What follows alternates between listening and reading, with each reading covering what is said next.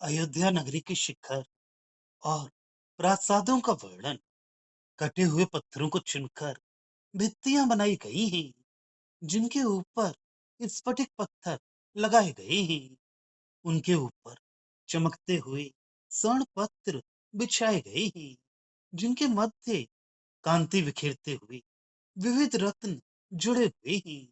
उन भित्तियों के ऊपर रुचिर रजतमय आड़े की छतें रखी गई हैं, जिनके ऊपर वज्रमय स्तंभ खड़े कर दिए गए हैं। उन खंभों के ऊपर मरकत मणि जड़ी हुई छतें बिछाई गई हैं। उन छतों पर हीरक पत्थर चुने गए हैं।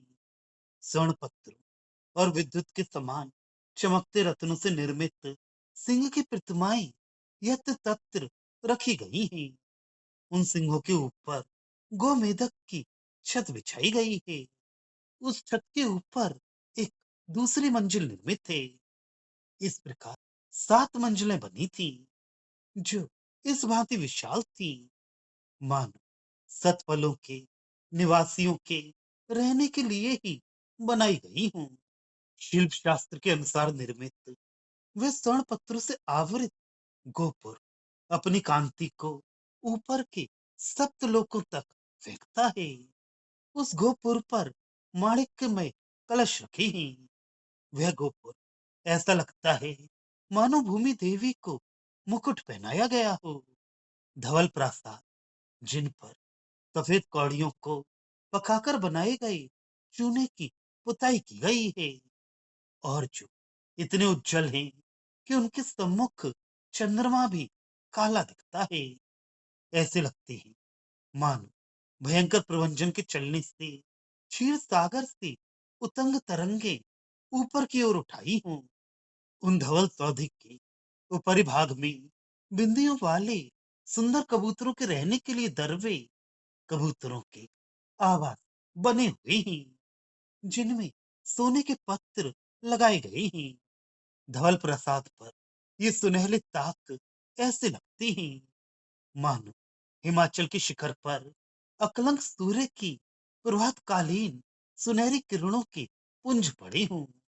उस नगर में इस प्रकार के असंख्य कोटि प्रासाद हैं, जिनमें हीरकमय सुंदर खंभों के मस्तकों पर मरकतमय छतों को सुचारू रूप से बिठाकर उन छतों पर सजीव दिखने वाले चित्र अंकित किए गए हैं।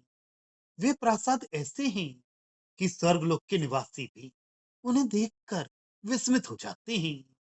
उस नगर में ऐसे अनेक सौध हैं, जिनके चंद्रकांतमय तल पर चंदन के खंभे खड़े करके उनके प्रवाल में मस्तकों पर रक्तवर्ण के माणिक्यमय शहतीर रखे गए हैं, और जिनकी दीवारें इंद्रनील रत्नों से जड़ी हुई हैं। वे प्रासाद ऐसे हैं कि उनके खंभों के पाद कमल के आकार के हैं। वे नागलोक के सर्पों को छूने वाले हैं। अति मनोहर दर्शनीय अलंकारों से भरे हैं। विशाल अंतराल खाली स्थान से युक्त हैं। बाहर से सोने के उपकरणों से अलंकृत हैं। अतः वे प्रासाद वार नारियों की तुलना करते हैं। वार नारियां, जिनके पाद कमल के समान होते हैं, जो कामी पुरुषों का आलिंगन करती हैं, सुंदर अलंकारों से सुशोभित होती हैं। उनका अंतर प्रेम से शून्य होता है, पर बाहर स्वर्णाभरणों से भूषित रहती हैं। उन मनोहर प्रासादों के भीतर जाने वाले व्यक्ति उनकी शोभा पर मुग्ध होकर निर्निमेष नैनों से उसे देखते रह जाते हैं। और जब दीवारों की कांति उन व्यक्तियों पर पड़ती है, तब वे देवों के समान दिखते हैं। अतः अपनी ऊंचाई के कारण देवलोक में भी पहुंचे हुए वे प्रासाद उन दिव्य विमानों के जैसे ही हैं, जो संकल्प मात्र से सब दिशाओं में चले जाते हैं। वे प्रासाद जो मनोहर आभरण भूषित रमणिया और मालाधारी पुरुषों के आवास हैं, और धर्म मार्ग से कभी विचलित न होने वाले ग्रस्तों के आवास से रत्न और स्वर्ण के अतिरिक्त अन्य किसी वस्तु से नहीं बने हैं। वे अपनी कांति से सूर्य को भी परास्त करने वाले हैं।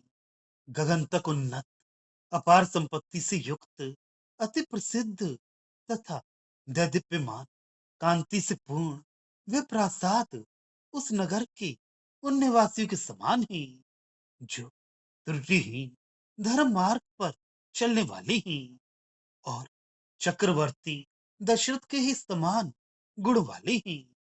वे प्रासाद जिनमें झरनों के समान मुक्ताहार झूलते रहते हैं, विशाल मेघों के समान पताकाएं फहरती रहती हैं, बड़े बड़े रत्नों के समुदायों से युक्त हैं, पीत स्वर्णों से भरे हैं, सुंदर मयूरों से निवासित हैं और पर्वतों की समानता करते हैं, अगरू के धूम से सम्यक मिले हुए और मेघों से पृथक ना पहचानने योग्य जो ध्वज पट हैं।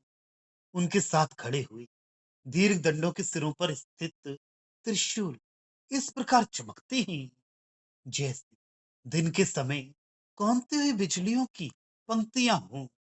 उन प्रासादों में जहां डमरू समान कटी वाली तीन स्तनों वाली मयूर सदृश रमणियों के चरण युगल में बजने वाले नुपुरों की ध्वनि मुखरित होती रहती है। बड़ी बड़ी ध्वजाएं लगी हुई हैं जिनमें मुक्ताहार लटक रहे हैं। वह दृश्य ऐसा है मानो कल्प वृक्ष अपने सुरभित पुष्पहारों के साथ खड़ा हो। उन्नत पर्वतों के मध्य स्थित ध्वजाएं कदली वन के समान ग्रह मंडल तक उठी हुई फहरा रही हैं। गगन का चंद्रमा कृष्ण पक्ष में दिन में जो कांतिहीन होकर क्षीण होता हुआ झुकता जाता है, वह इसलिए कि वे ध्वजाएं उसे रगड़ रगड़ कर क्षीण और कांतिहीन बना देती हैं। जो स्वर्ण से बनाए गए दृढ़ मंडप नहीं है, वे पुष्पों के बने कुंज भवनी हैं। जो सभा भवन नहीं है, वे प्रासादे हैं। जो क्रीड़ा पर्वत नहीं, वे रत्नमय कुटीर ही हैं। जो भवनों के आंगन नहीं, वे मुक्ता विमान ही हैं। अति उच्च स्वच्छ स्वर्ण से निर्मित उस अविनिश्वर शीश नगर अयोध्या की छाया बिजली के समान, दीप शिखा के समान तथा सूर्य की किरण पुंज के समान सर्वलोक पर जाकर पड़ती है। अतः वह देवलोक भी स्वर्ण नगर बन गया है। गगन में प्रकाशित होने वाला वर्तुल प्रकाश पुंज सूर्योदय काल में अति दीर्घ हो, मध्याह्न में अति संकुचित हो तथा संध्या में पुनः दीर्घ बनकर दिखाई देता है। अतः वे सूर्य वर्तुलाकार स्वर्ण प्राचीरों तथा अग्निकण सदृश माणिक्यों से सुचारू रूप में निर्मित उस अयोध्या नगर की परछाई जैसा ही लगता है।